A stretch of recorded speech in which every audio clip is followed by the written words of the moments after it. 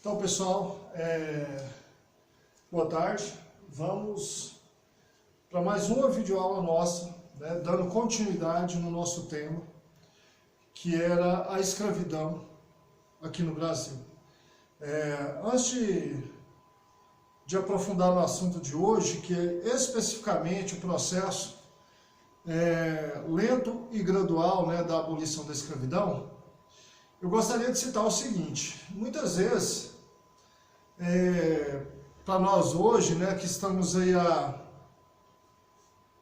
exatamente, né, 132 anos da abolição, separados, 132 anos da abolição, quando a gente fala em escravidão parece algo distante, muitas vezes a gente não dá o devido valor a esse assunto. Só que, principalmente para alunos que estão se preparando para o Enem, para o vestibular, vocês têm que entender o seguinte, que segundo o reinado, o governo de Dom Pedro II, né, que engloba todo o processo de abolição da escravidão, ele é um dos assuntos que mais cai nas avaliações do Enem. Pelo menos, é um dos assuntos que mais caíram nos últimos anos das avaliações do Enem. Então, se Dom Pedro II é de extrema importância, o processo abolicionista ele está dentro desse contexto. Então, ele é extremamente relevante, tá? Extremamente relevante para quem está se preparando para a avaliação, principalmente a avaliação do Enem. Tá? Se você ainda é aluno do ensino fundamental e fala assim, mas eu estou na oitava série, no oitavo ano, né? Está longe de enfrentar a prova do Enem, ainda está um pouco distante, toma cuidado, porque é o seguinte, está distante, mas o tempo passa. Tá? Isso aqui é uma bagagem que você precisa levar ela, né? Você precisa acumular esse tipo de bagagem para quando chegar o seu momento de fazer uma avaliação do Enem, do vestibular, você está preparado. Só retomando, relembrando um pouco daquilo que foi visto em aulas anteriores, né? O Brasil é um país escravista, foi considerado um país escravista. Por quê? O Brasil manteve o regime de escravidão por mais de 300 anos. Existem relatos de que as primeiras caravelas que aportaram aqui no Brasil já trouxeram o escravo africano. Tá? Já trouxeram o escravo africano. E a gente tem que entender também que a escravidão africana não foi a única mantida aqui dentro do território brasileiro. Inclusive teve guerras motivadas por colonos, né, tentando manter a escravidão indígena. É claro que existe toda aquela ideia, né, de que os padres jesuítas defenderam efetivamente, né, e proibiram, com o apoio da Igreja Católica e do Estado, proibiram a manutenção da escravidão do índio, mas você tem que entender que os nativos também foram escravizados, né? Senão nós não teríamos a tão famosa guerra justa, né? O que seria a guerra justa? Eu estou autorizado a matar e escravizar o nativo caso ele resista à imposição do colono. Então, talvez a escravidão negra seja a que foi mantida, a mais intensa, a que foi mantida por mais tempo, porém não foi a única. Então o Brasil ele foi um país escravista porque ele manteve por mais de 3 séculos o regime de escravidão. Manteve o regime de escravidão por mais de 3 séculos, desde a chegada das primeiras caravelas até a abolição lá em 1888, né, com a tão famosa Lei Áurea. Então foram mais de 300 anos aí de escravidão. Outro detalhe, escravista por quê? Porque principalmente, galera, durante o período joanino, primeiro e início do segundo reinado, antes da transição da mão de obra escrava, né, não vou dizer a mão de obra assalariada, mas para aquela mão de obra da qual você pagaria pelo trabalho, período joanino, primeiro reinado e início do segundo reinado, galera, a maioria da população que existia na colônia eram escravos. Em alguns momentos, né, cerca de 60% da população existente em território nacional aqui do Brasil era escravos ou descendentes de escravos. Então, por isso que nós dizemos que o Brasil foi um país escravista, devido ao longo período da manutenção desse regime, dessa forma de trabalho, e devido à quantidade de escravos que existiam aqui no nosso país. Tá? As condições desse escravo, como ele era tratado, nós já discutimos isso, inclusive em aulas presenciais, mas só para revisar, você tem que entender que o escravo ele era uma mercadoria, ele foi considerado uma mercadoria. Uma mercadoria por quê? Porque houve tráfico negreiro para o Brasil. Tá? O colono, para poder obter esse escravo, ele tinha que comprar esse escravo do traficante. Tá? E se eu compro, hoje em dia, um exemplo, eu tenho vontade de trocar o meu celular, eu vou e compro um novo celular, eu estou comprando o quê? Uma mercadoria. Então o escravo africano, ele foi considerado um objeto e uma mercadoria. A mercadoria é um exemplo de troca. No início lá do período colonial aqui no Brasil, até mesmo, isso vai avançar primeiro e segundo reinado, se você fosse um fazendeiro, se você fizesse parte da elite aqui no Brasil, principalmente da oligarquia cafeeira, paulista ou mineira, que mantinha muitos escravos, se você tivesse escravos excedentes, você poderia inclusive alugar esse escravo. Tá? Você tinha a liberdade de alugar o escravo para outro fazendeiro, para qualquer outra pessoa. Então o escravo ele foi mantido como uma mercadoria. Você compra a mercadoria, o escravo ele era comprado através do quê? Do tráfico negreiro. Outro detalhe muito importante, condições de vida desse escravo. De que forma que ele era mantido? Ele era mantido em senzalas. Isso até a abolição, tá? Ele era mantido em senzalas, que era o quê? Na maioria das vezes, alojamentos que ficavam embaixo das grandes casas, das mansões, das fazendas. Tá? Eram alojamentos com péssimas condições. Ali não tinha banheiro, não tinha uma privada. A maioria deles dormiam amarrado para evitar a fuga e por aí vai. Né? Esses escravos, galera, eles eram alimentados de que forma? Na maioria das vezes com sobras de alimentos. Daí o surgimento, né, da canjica, da feijoada. Muitos pratos que fazem parte da culinária no dia de hoje surgiram na senzala. Tá? Porque aquilo que era rejeitado pelo seu dono era entregue ao escravo para que ele aproveitasse, né, e se alimentasse daquilo ali. Então, assim, péssimas condições de alojamento, alimentação precária, jornada diária, galera, de um escravo. Imagina hoje, eu costumo dizer que muitas vezes nós somos escravos do sistema, né? Você precisa cumprir 8 horas, a média 8 horas diárias de trabalho, né? Uma média de 8 horas.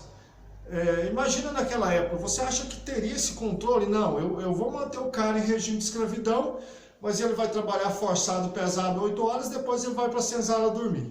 Não é assim que funcionava. Não foi assim. Tá? O escravo ele era forçado a trabalhar 10, 12, 14, 16 horas diárias. Tá? Se alimentavam mal, no máximo 2 refeições. Por isso, a estimativa de vida de um escravo, né, não ultrapassava 25, 30 anos. Tá, o escravo, muitas vezes ele era comprado jovem ainda, porque não existia uma regulamentação, uma proibição do trabalho infantil. Não pensa que existia uma lei que proibiu o trabalho infantil. Esse escravo ele era comprado, quando ele não nascia na fazenda, ele era comprado muito jovem, já era inserido no trabalho. Então, devido às péssimas condições de alimentação, alojamento e as longas jornadas de trabalho, tá, a vida desse escravo muitas vezes não ultrapassava os 25, girava em torno entre 25 e 35 anos de idade. Tá? Esse escravo já morria devido às longas jornadas de trabalho e às péssimas condições de sobrevivência. Porém, com o passar dos anos, no Brasil foi surgindo alguns grupos abolicionistas. Muitas vezes esses grupos eram motivados principalmente pela influência da Inglaterra. Tá? A Inglaterra, como já havia colocado fim ao processo de escravidão, estava pressionando os países, no caso o Brasil, que foi aliado da Inglaterra durante muito tempo com o Pacto Colonial, estava pressionando o Brasil a pôr fim à escravidão. Tá? Isso lá em meados do segundo reinado, já em meados do século XIX, né, dentro do governo de Dom Pedro II. Ela começa a pressionar, né, o Brasil a pôr fim à escravidão, tendo em vista que o Brasil foi o último país a pôr fim, a abolir a escravidão definitivamente. Então, o Brasil foi o último país a abolir a escravidão. Então, no ano de 1845, essa lei não aparece aqui no nosso gráfico, mas no ano de 1845, a Inglaterra impõe uma lei ao Brasil. Tá? A base dessa lei, que é imposta em 1845, é a base da lei Eusébio de Queiroz. Né? Só que Dom Pedro II, tentando manter o apoio da elite, ele não aceita essa lei. Tá? Ele não aceita essa lei. Qual que era o nome dessa lei? O nome da lei era a lei de Bill Aberdeen. Tá? Essa lei proibia o tráfico negreiro para o Brasil, né? Proibia o tráfico negreiro para o Brasil e autorizava a Marinha Mercante Inglesa a prender ou afundar qualquer navio que estivesse trazendo negros aqui para o Brasil. Tá? Essa lei foi imposta a Dom Pedro II, porém ele não aceita. Ele não aceita pelo fato do que, se o escravo negro africano era considerado uma mercadoria, tá? A elite que comprava esse escravo tinha esse direito como algo adquirido, como que eu poderia, adquirido de uma forma honesta. Não, eu faço parte da elite, eu tenho o direito de comprar o meu escravo. Então, se esse direito é retirado, essa elite vai deixar de apoiar Dom Pedro II. Eu não vou entrar, eu não vou aprofundar, né, lá na proclamação da República, mas numa próxima aula eu vou estar gravando um vídeo sobre a proclamação e vocês vão entender o seguinte, que a abolição da escravidão no Brasil foi o estopim, na verdade, para a proclamação da República e a queda do Império. Dom Pedro II não acata a lei de Bill Aberdeen, ele não aceita essa imposição, tá? Porém continua sendo pressionado pela Inglaterra. No ano de 1850 é criada a primeira lei abolicionista em território nacional, que é a lei Eusébio de Queiroz. O que essa lei previa, galera? Essa lei previa o fim definitivo do tráfico negreiro. O fim definitivo do tráfico negreiro. Eu não vou aprofundar muito em cada lei, senão essa aula vai ultrapassar 1 hora e acaba ficando cansativo, né? Mas qual que era a base da lei Eusébio de Queiroz? Primeiro, proibir definitivamente a entrada de negros no Brasil através do tráfico negreiro. Proibiu, já a primeira lei abolicionista criada aqui no Brasil, proíbe definitivamente. Porém, galera, será que a partir da assinatura dessa lei, escravos entravam aqui no Brasil através do tráfico? Sim.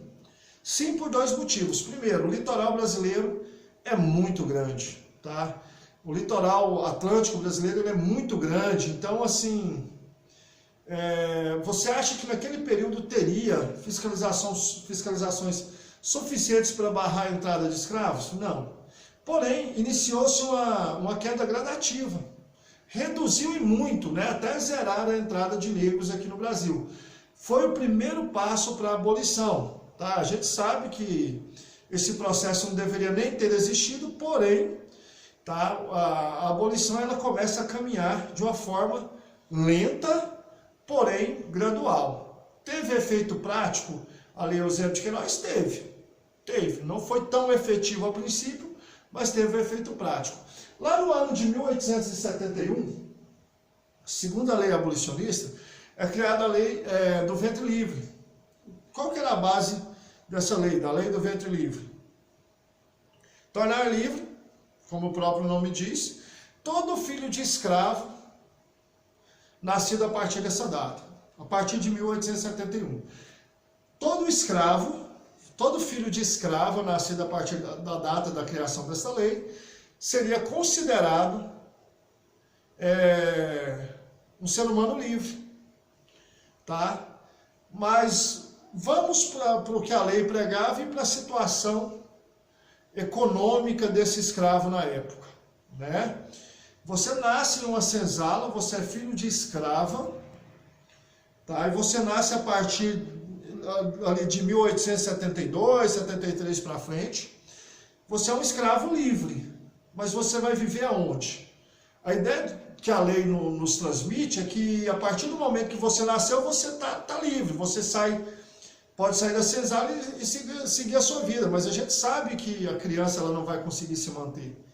Então o dono desse escravo ele é obrigado a sustentar esse escravo, obrigado entre aspas, a sustentar esse escravo, né, até a idade de 12, 13 anos, para que depois esse escravo fosse liberto. Porém, galera, durante esse período, o escravo, esse ex-escravo, já não é mais considerado um escravo, é considerado um ser humano livre. Durante esse período que ele passa sob a tutela do seu ex-dono, do patrão, do dono da sua mãe, ele vai adquirindo uma dívida que vai ser paga nos anos subsequentes. Tá? Quando ele se torna livre efetivamente para sair ali de perto da sua mãe, ou desse patrão, ele vai ter que pagar essa dívida, tá? Que é taxada em trabalho escravo, pesado, né? Que pode durar até 10 anos. Resumindo, tá? Se o cara atingisse uma média de 25, 30 anos, ele teria liberdade. Caso contrário, ele ainda morreria em estado de escravidão. Porém, considerado um ser livre, né? A lei Eusébio de Queiroz, ela não teve aquela praticidade, digamos assim, tá? Ela é extremamente, a lei do ventre livre, desculpa, ela é extremamente contraditória, porque ela não teve um efeito prático, tá? É uma lei que foi criada, foi implantada, mas não teve tanto efeito assim. 3 anos antes da abolição, 1885, é criado a lei dos sexagenários. Para quem não teve essa aula, para quem não assistiu essa aula, a lei dos sexagenários é considerada piada nacional. Piada nacional por quê? Como o próprio nome diz, lei dos sexagenários, vai tornar liberto quem? Escravos acima de 60 anos. Vai dar a liberdade para escravos acima de 60 anos. Mas aonde o senhor quer chegar, professor?